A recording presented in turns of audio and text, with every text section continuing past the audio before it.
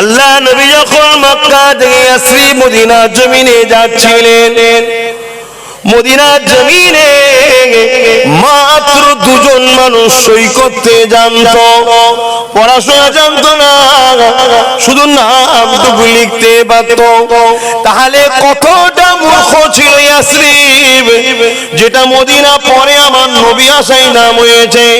কতটা পিছিয়ে ছিল তিনারা, কতটা অন্ধকারে ছিল, কতটা অযোগ্য বর্বরতা ছিল। আল্লাহ নবী নূর নবী দয়ার নবী ওই ইয়াসরিবে যাওয়ার পরে নবীর নামে ওখানে শাহরে নববী হয়ে গেল, মদিনা শরীফ হয়ে গেল। আল্লাহ নবী মদিনা নববী শরীফ তৈরি করলেন, তার চতুর্দিকে শিক্ষা কেন্দ্র তৈরি করলেন, সেখানে শিক্ষা ট্রেনিং দিতে শুরু করলো। হে যুবকেরা, তুমি আমি ইসলাম ধর্মের অনুসারী দাবি করি, আমার ইসলামের প্রথম কথাটা কি, আমার কোরআনের প্রথম আয়াতটা কি, ইকরা পড়ো পড়ো পড়ো।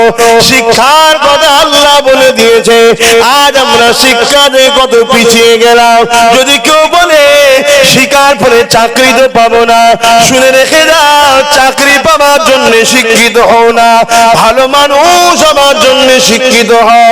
সমাজ তোমাকে ধোঁকা দিচ্ছে, ওই ধোঁকার হাত থেকে বাঁচার জন্য শিক্ষিত হও। তোমার বাচ্চাকে জালিমদের হাত থেকে বাঁচাবার জন্য শিক্ষিত হও। ইজ্জতের সঙ্গে মাথা তুলে বাঁচার জন্য শিক্ষিত হও। দুনিয়া আখিরাতকে জানার জন্য শিক্ষিত হও। ইসলাম ব্যবসাকে বেশি গুরুত্ব দিয়েছে, কেননা ব্যবসায় 70% পর্যন্ত বরকত আছে। এই যুবকেরা, বেশিরভাগ নবীরা ব্যবসা করেছে, বেশিরভাগ সাহাবারা ব্যবসা করেছে, বেশিরভাগ ইমামরা ব্যবসা করেছে। হযরত নূহ নবী কাঠের ব্যবসা করতেন, ফার্নিচারের কাজ করতেন। এবং আমার দয়ার নবীর সাহাবা হুজুরদের মধ্যে থেকে বেশিরভাগ, বিশেষ করে হযরত সিদ্দিক আকবর এবং ইমামে আজম নোমান বিন সাবিত, ইনারা বিরাট বড় বড় কাপড়ের ব্যবসায়ী ছিলেন। আর কোরআন মানতে গেলে, কোরআনকে বুঝতে গেলে আমার রাসূলুল্লাহকে দেখতে হবে, কেননা আমার রাসূল হলেন কোরআনের বাস্তব। কোরআন শরীফ তো কালামুল্লাহ। ওয়াকিমুস সালাত, নামাজ কায়েম করো, এটা তো আল্লাহর হুকুম। নামাজটা কেমন ভাবে কায়েম করতে হবে এর বাস্তব প্র্যাকটিক্যালটা দেখিয়েছেন মুহাম্মদ রাসূল। তাই কোরআন বুঝতে গেলে মুহাম্মদ রাসূলকে দরকার। তাই ইসলাম পৃথিবীর কোন দাদার কথা নয়, পৃথিবীর কোন লিডারের কথা নয়, পৃথিবীর কোন শাহিনশার কথা নয়। ইসলামকে বুঝতে গেলে কোরআন ও মুহাম্মদ রাসূলের জীবনাদর্শ বুঝতে হবে।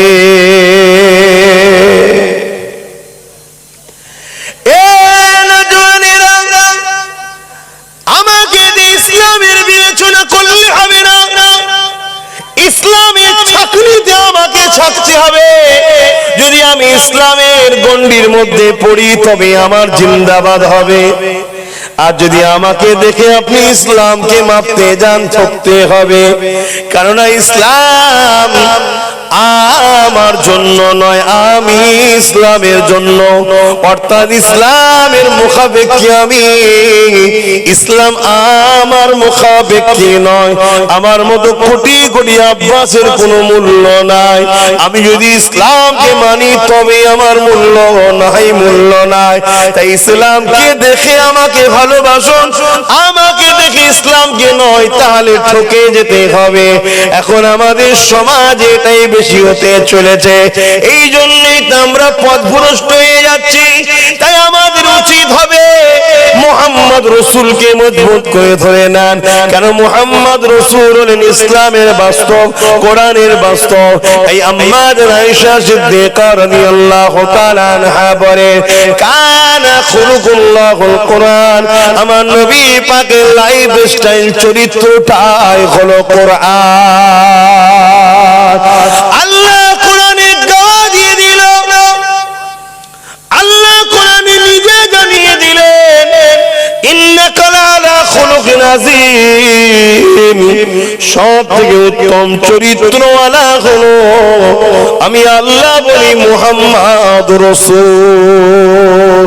এই জিন্দেগিতে একটাই স্বপ্ন দেখো, মুহাম্মদ রাসূল আমার লিডার, মুহাম্মদ রাসূল আমার শাহিনশাহ, মুহাম্মদ রাসূল আমার বাদশাহ, মুহাম্মদ রাসূল আমার নেতা, মুহাম্মদ রাসূল আমার সুলতান, মুহাম্মদ রাসূল আমার নবী, মুহাম্মদ রাসূল আমার রাসূল, মুহাম্মদ রাসূল আমার মডেল, মুহাম্মদ রাসূল আমার জিন্দেগি, মুহাম্মদ রাসূল আমার চলার পথ, মুহাম্মদ রাসূল আমার খব, মুহাম্মদ রাসূল ছাড়া অন্য কোন রাস্তা আমার রাস্তা নয়। এটাই তো আল্লাহ কোরআনে জানিয়ে দিলে। এ আমার দাসদাসীরা অর্থাৎ বান্দা বান্দিরা, তোমাদেরকে আমি দিলাম চোখ দিলাম, হাত দিলাম, কান দিলাম, পা দিলাম, তোমাদেরকে কিডনি দিলাম, হাড় দিলাম, কত সুন্দর করে মায়ের পেটে বানালাম। তোমরা কি জানো তোমাদেরকে আমি আল্লাহ কুদরতি হাত লাগিয়ে বানিয়েছি।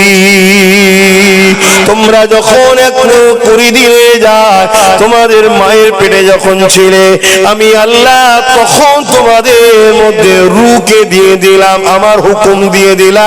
তখন তোমরা মায়ের পেটে লড়তে লাগলে। ওরে আমার দাসদাসীরা, আমি আল্লাহ তোদের গোশত তৈরি করলাম, হাড় তৈরি করলাম, রগ গুলোকে লাগালাম। মনে রাখবি, যেমন দুনিয়ার জমিনে কারেন্টের তারের সঙ্গে আর একটা তার লেগে গেলে ফিউজ উড়ে যায়, তোর শরীরে এত রগ বিষা রয়েছে, আর একটার উপরে যদি উঠে যায় ওই যন্ত্রণা তুই সহ্য করতে পারবি না। আমি আল্লাহ পুরো নিখুঁত ভাবে তোকে বানিয়ে দুনিয়ায় পাঠালাম, এবং গাছের থেকেও শ্রেষ্ঠ, সূর্যের থেকেও শ্রেষ্ঠ, পাহাড়ের থেকেও শ্রেষ্ঠ, পাথরের থেকেও শ্রেষ্ঠ, জমিনের থেকেও শ্রেষ্ঠ, সাগরের থেকেও শ্রেষ্ঠ, সূর্যের থেকেও তোদেরকে শ্রেষ্ঠ বানিয়েছি, চাঁদের থেকেও তোদেরকে শ্রেষ্ঠ বানিয়েছি। শুনে রেখে দে, আমি আল্লাহ তোদেরকে ফারিস্তাদের থেকেও শ্রেষ্ঠ বানিয়েছি। আরো জোরে বলুন সুবহান। তোদেরকে আমি এত কিছু দিয়েছি, তোরা কি করবি? তোদের ভালো করবি। কি করবেন ভাই? শুধু নিজের ভালো কর। আর আমি যখন বানিয়েছি, আমার থেকে বেশি ভালো কেউ জানে ভাই? বলবেন তো ভাই? এই যে মাইক্রোফোন বলুন, বা মোবাইল বলুন, বা হাতে ঘড়ি যে বলুন, এটা যে কোম্পানি বানিয়েছে, যে ইঞ্জিনিয়ার তৈরি করেছে, ভাই তানার থেকে কি আমি ভালো জানি? কেন আমি এটা তৈরি করিনি। তৈরি যিনি করে তিনি জানে এটা পানি ভালোর জন্য না খারাপের জন্য, আগুনের জন্য ভালো না খারাপ, ঠিক না?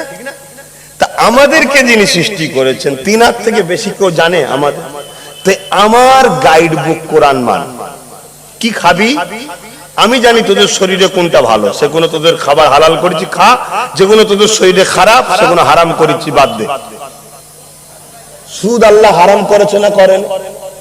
ওটা উপকার যদি হতো তাহলে আল্লাহ হারাম করতো? আমাদের জন্য সুদ ক্ষতি, তাই আল্লাহ হারাম করেছে। কথা বুঝে আসছে না? নাই? আচ্ছা, মদ আমাদের জন্য হালাল না হারাম? কেন হারাম? আল্লাহ বলছে আমি জানি রে তোর শরীরে কি পার্টস আছে, ওই পার্টস এর মধ্যে মদ গেলে, অ্যালকোহল গেলে ওই তোর পার্টসটাকে খারাপ করবে, তোর মেন্টালিটিকে পশু বানাবে। আর বানছে না বানালে? 100টা যদি ক্রাইম হয়, 100টা যদি নারী ডিভোর্স হয়, 100টা যদি খুন হয়, তার মধ্যে মদ হচ্ছে কারণ 80টা। আর আজকে মিডিয়া খুললে গর্ব করে বলা হয় অমুক দিন 500 কোটি, অমুক দিন 1000 কোটি, অমুক দিন 1500 কোটি। কি হয়েছে? মদ বিক্রি হয়েছে। আর বাংলা সব থেকে টপে। তো মাতাল রাজ্য হয়ে গেছে, এটা মাতাল রাজ্য। এ কথা বুঝছেন না? বুঝেন না? হ্যাঁ, আমার রাজ্যকে শেষ করে ফেলা হচ্ছে। ছিল না আমার রাজ্য তো খারাপ, শেষ করা হচ্ছে, মাতাল তৈরি করা হচ্ছে। মাতাল করলে কি লাভ? মাতালের ছেলে কি করে? মাতাল খোঁজ রাখে। মাতালের পরিবার কোথায় যায়? মাতাল খোঁজ রাখে। মাতাল ভালো মন্দ কিছু বোঝে। মাতালের সামনে যত যাই করাও মাতাল কিছু বোঝে না, শুধু 20 টাকার একটা প্যাকেজ দিলেই মাতাল বলবে সব ঠিক আছে। কি ভুল বলছি? তা আমার আল্লাহ যিনি আমাদেরকে সৃষ্টি করেছে তিনি বলেছেন মদ তুমি খেও না। কেন? এটা তোমার শরীরের জন্য ক্ষতি।